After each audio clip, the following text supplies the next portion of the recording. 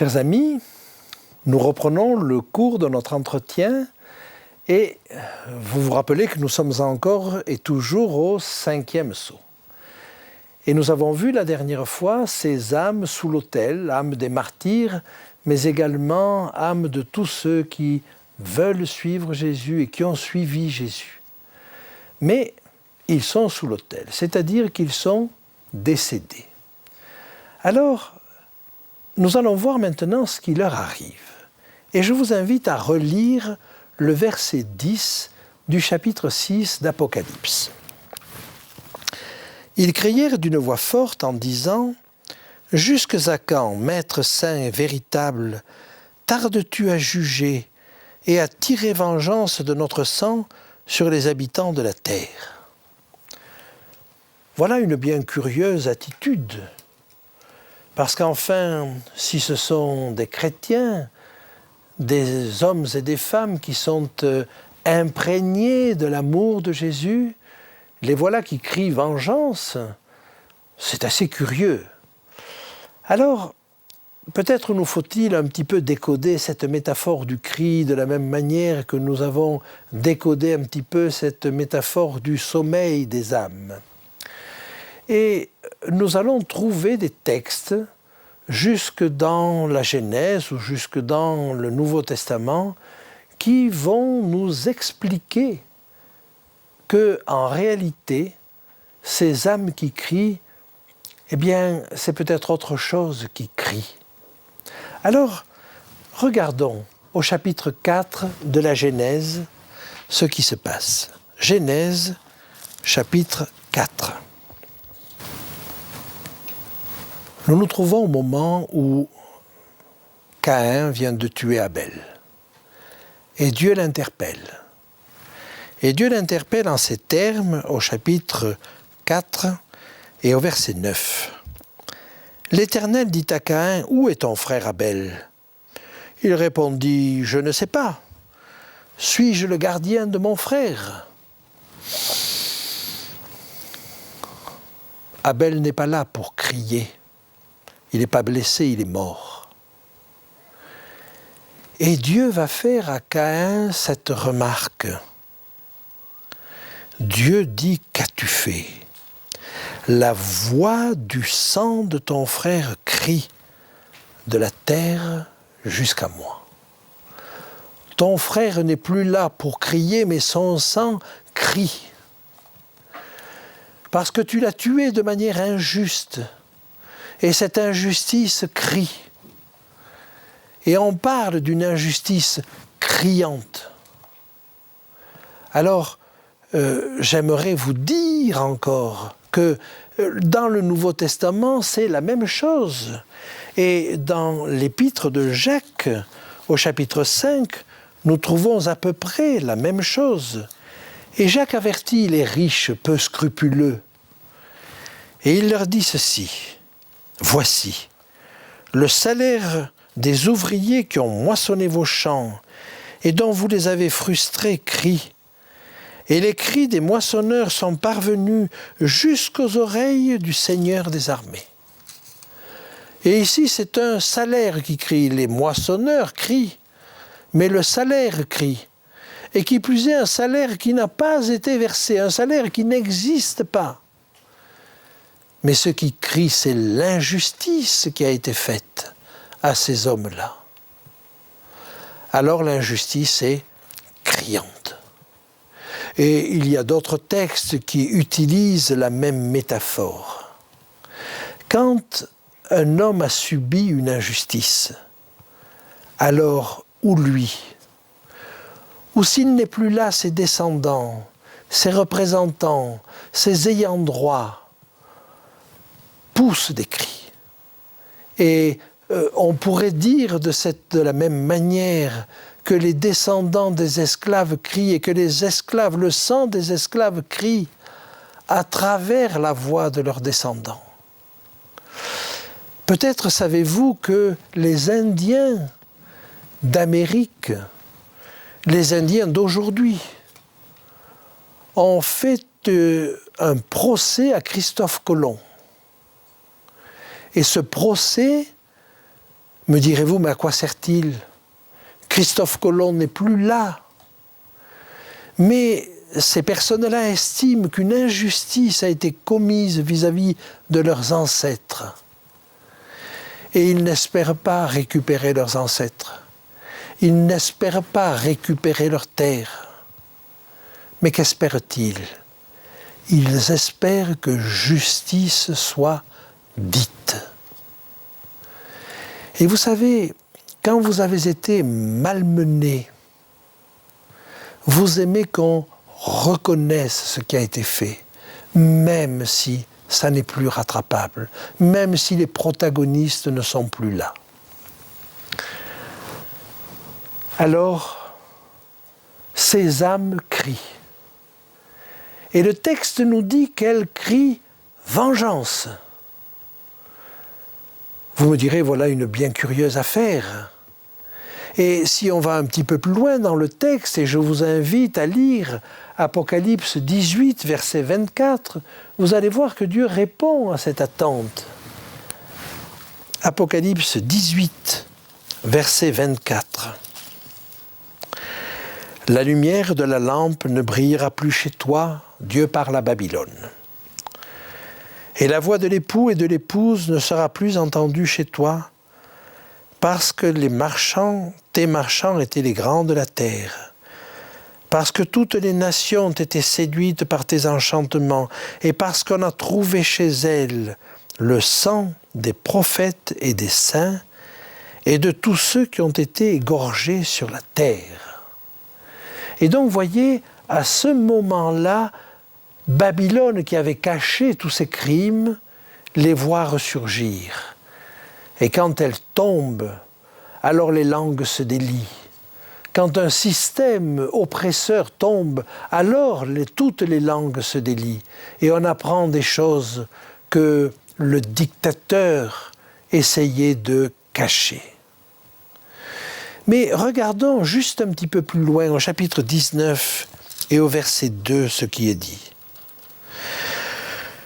Parce que ses jugements sont véritables et justes, car il a jugé la grande prostituée qui corrompait la terre par son impudicité, et il a vengé le sang de ses serviteurs en le redemandant de sa main. Le terme qui est traduit ici par venger est le terme grec ekdikeo. Et si on voulait le traduire plus exactement, il faudrait dire non pas tirer vengeance, mais tirer justice. Et c'est ce que demandent ces âmes. Tirer justice. Que justice soit dite, que l'on reconnaisse ce qui s'est passé. Eh bien, il faut être sûr, et c'est l'un des aspects de ce jugement, que tout ce qui a été commis dans le secret sera dévoilé au grand jour. La justice sera dite. Et alors même que ces âmes crient justice, réclament justice plus que vengeance, alors que ces âmes réclament justice, il va leur être donné une robe blanche. Lisons ensemble, si vous voulez bien, toujours dans Apocalypse 6, ce qui nous est dit à cet égard au verset 11. Une robe blanche fut donnée à chacun d'eux, et il leur fut dit de se tenir en repos quelque temps encore, jusqu'à ce que fût complet le nombre de leurs compagnons de service et de leurs frères qui devaient être mis à mort comme eux. qu'est-ce que cette robe blanche? Nous en avons une définition, et nous en avons déjà parlé avec le cheval blanc, mais nous en avons une définition dans le chapitre 19, que je vous invite à lire avec moi, et au verset 8. Chapitre 19, verset 8. Il est dit ici, il lui a été donné, alors il s'agit de l'épouse de l'agneau, il lui a été donné de se revêtir d'un fin lin éclatant, pur, car le fin lin, ce sont les œuvres justes des saints.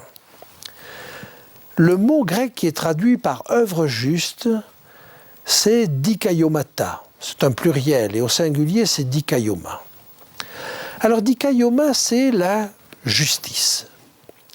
Donc on pourrait dire que ce vêtement blanc, c'est la justice des saints. Mais ce mot a un double sens.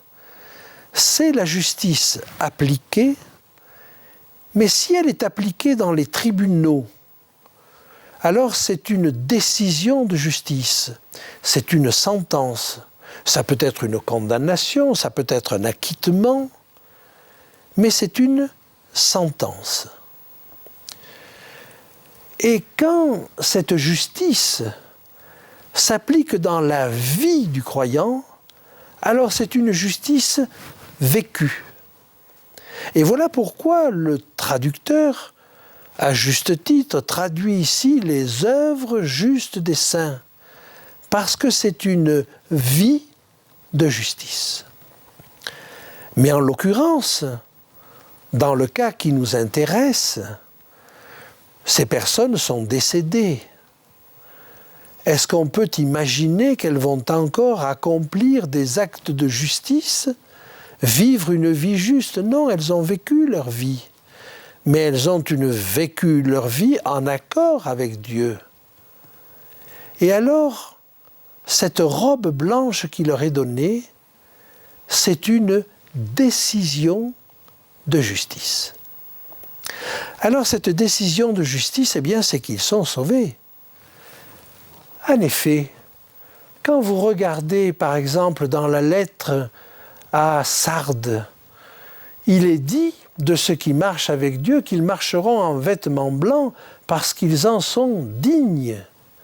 Donc si vous voulez, le vêtement blanc, c'est le vêtement de ceux qui sont sauvés. Mais j'aimerais entrer un petit peu plus profond dans la définition de ce qu'est ce vêtement. Parfois, on comprend ce vêtement comme étant une couverture pour couvrir toutes nos imperfections et nos péchés. C'est-à-dire que nous serions noirs ou sales à l'intérieur, et puis qu'on revêt cette robe de justice, et nous sommes ainsi déclarés, sans l'être, mais déclarés justes. Or, tel n'est pas le sens que donne l'apôtre Paul. Je vous invite à lire 2 ou 3 textes. Regardez. Colossiens chapitre 3, versets 12 à 14. « Ainsi donc, comme des élus de Dieu, saints et bien-aimés, revêtez-vous d'entrailles de miséricorde, de bonté, d'humilité, de douceur, de patience. Revêtez-vous d'entrailles de miséricorde. » Vous entendez bien avec ce mot « entrailles » qu'il s'agit d'une transformation intérieure et non pas d'un revêtement extérieur. Et Jésus l'a dit en clair, ce n'est pas la peine de nettoyer l'extérieur de la coupe, c'est l'intérieur de la coupe qui mérite d'être nettoyé. Dans l'Épître aux Romains, l'apôtre Paul nous le dit d'une autre manière. Romains chapitre 13. « Mais revêtez-vous du Seigneur Jésus-Christ, et n'ayez point soin de la chair pour en satisfaire les convoitises. » Que peut vouloir dire « revêtez-vous de Jésus-Christ » ? Il s'agit de se revêtir des sentiments qui étaient en Jésus-Christ, du caractère qui était celui de Jésus, de la pratique de celle de Jésus, de la douceur de Jésus, de l'humilité de Jésus. Voilà tout ce dont il faut se revêtir. Et quand j'énumère ces différentes choses, vous réalisez qu'il s'agit en réalité d'une démarche intérieure. L'apôtre Pierre va nous dire la même chose. Dans la première épître de Pierre, au chapitre 5 et au verset 5, nous lisons ceci.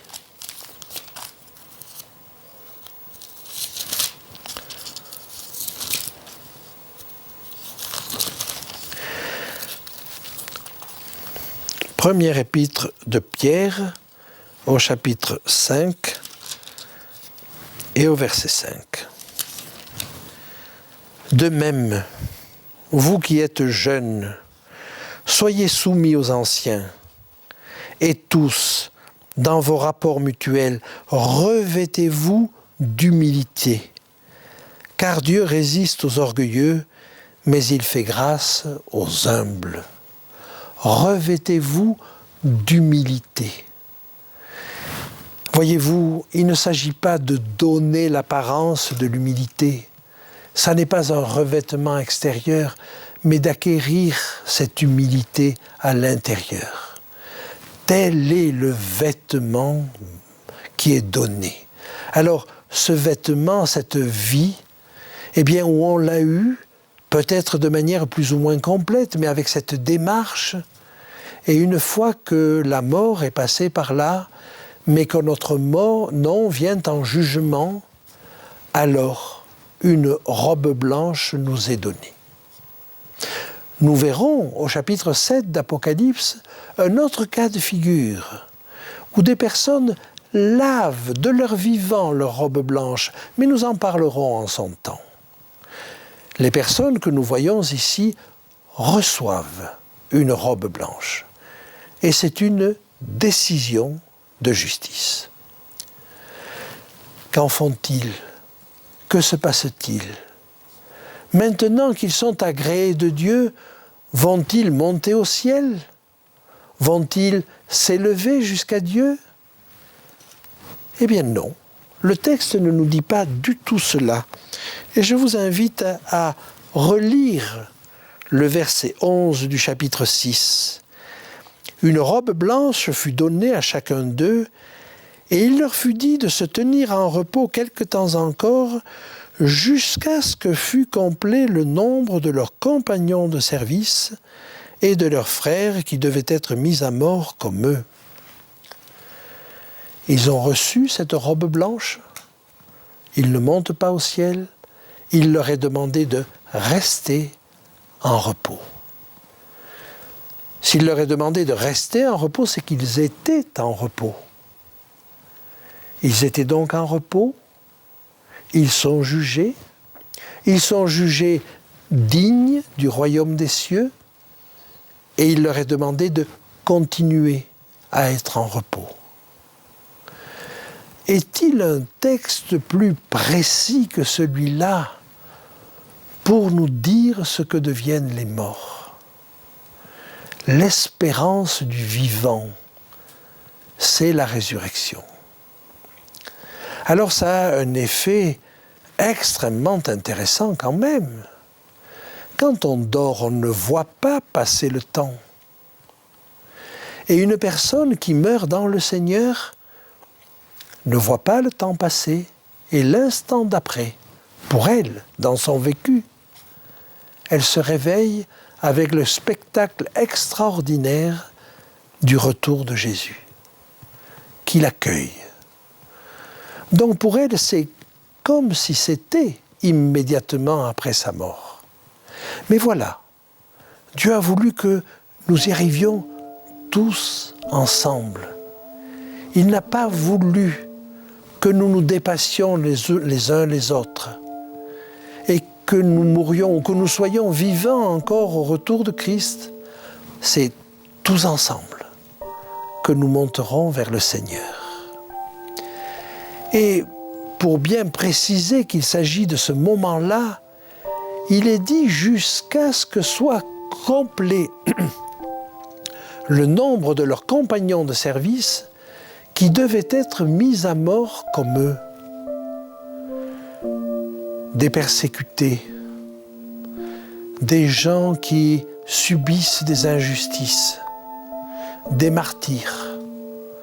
Il y en a eu, il y en a en ce moment, et on peut penser qu'il y en aura pratiquement jusqu'au bout. Il faut donc attendre le retour de Christ pour voir que tout ce peuple-là se lève.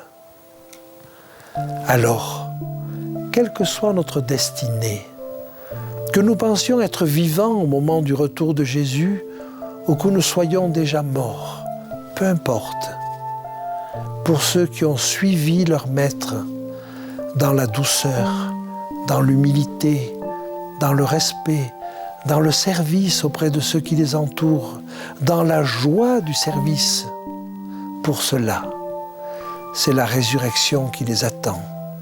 Et le temps qu'ils passent dans la tombe ne compte pas. Qui que nous soyons, c'est ce destin-là que Dieu veut pour nous.